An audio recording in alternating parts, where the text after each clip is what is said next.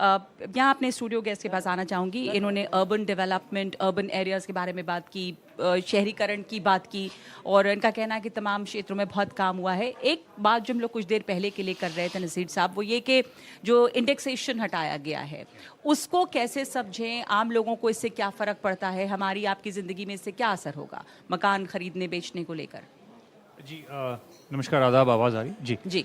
नहीं, आपने बिल्कुल सवाल अहम उठाया इंडेक्सेशन का, क्योंकि ये रियल एस्टेट का सेक्टर है और इंडेक्सेशन जो है और भी चीज़ों में काफ़ी लगती है, हम इंडेक्स करते हैं। बट इसका सिंपली अगर मैं आपको बताऊं, मतलब इंडेक्स का मतलब ये होता है सरकार सब अपने मेंबर्स ऑफ पब्लिक को एक एडवांटेज देती है। अगर आपने कुछ 100 रुपये की चीज़ खरीदी, मान लीजिए 10 साल पहले, तो उसकी जो वैल्यू जो होती है आज की है, मान लीजिए अगर आपने 100 रुपये 10 साल पहले कुछ खर्च किया, आपने कुछ एसेट खरीदा, 10 साल के बाद आपने वो बेचा 2024 में, 2014 में आपने लिया, तो उसकी वैल्यू, हम लोग इंडेक्स का मतलब ये होता है उससे हम इन्फ्लेशन जोड़ते हैं और उसकी वैल्यू बढ़ा देते हैं।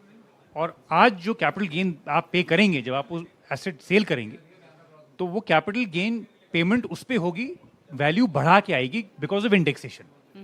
तो वो राहत आपको मिलती है जो सरकार देती थी जी। तो इसका मतलब होता है बेसिकली इंडेक्सेशन। जो आपकी कॉस्ट ऑफ एक्विजिशन है वो इन्फ्लेशन एडजस्ट होके, महंगाई उस पर जुड़ के आज कितनी पे आती है और उस पर आप जो कैपिटल गेन आज का है डिफरेंस वो आप पे करेंगे जी। संक्षेप में। जी। तो एक ये बहुत बड़ा अहम हमारा ये मानना है कि एक बहुत बड़ा अहम फीचर था, और ख़ास करके रियल एस्टेट सेक्टर में, जो हम लोग को अब नहीं मिलेगा कल के बाद से।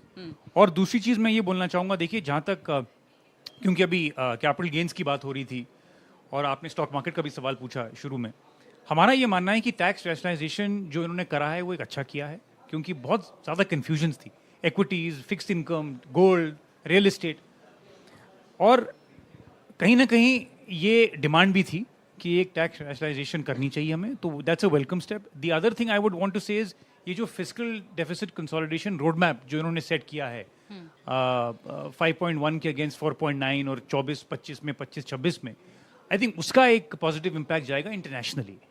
एक क्योंकि रेटिंग आउटलुक, जैसे आपने नाम सुना होगा, S&P रेट करती है दुनिया भर में देशों को और इकोनॉमीज को, तो वो एक महत्वपूर्ण स्टेप है कि हमें जो कंटेन करने को दिख रहा है, जो रोड मैप दिया है सरकार ने, that could be positive, it's a positive step, और उसका इम्पैक्ट कहीं ना कहीं रेटिंग आउटलुक में नजर आएगा। दूसरी चीज़ एंजल टैक्स, क्योंकि वो भी एक इम्पॉर्टेंट महत्वपूर्ण पॉइंट आया इस बजट में, क्योंकि वो भी एक वेलकम स्टेप है।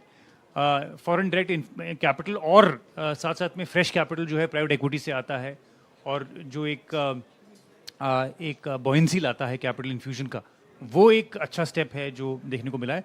मगर जो जिसमें हम लोग को थोड़ी सी मतलब सरप्राइज हम लोग को लगा as financial expert, and I can tell you this, कि जो शॉर्ट टर्म और लॉन्ग टर्म कैपिटल गेन की जो बात हुई लिस्टेड और अनलिस्टेड में, लिस्टेड में खास करके 10 से 12.5% किया जी। और 15 से 20% कर दिया फॉर शॉर्ट टर्म, तो वो कहीं ना कहीं थोड़ा डैम्पनर लगा हमें। वो सरप्राइज था, वो एक्सपेक्टेड लाइंस पे नहीं था। हम चाहते थे कि वो नहीं हुआ, नहीं हुए, बट वो हुआ। और दूसरी चीज, जैसे मैंने आपको बताया, रियल एस्टेट में जो इंडेक्सेशन बेनिफिट पहले मिल रहा था लोगों को, अब वो खत्म हो गया, तो वो भी एक थोड़ा डैम्पनर है।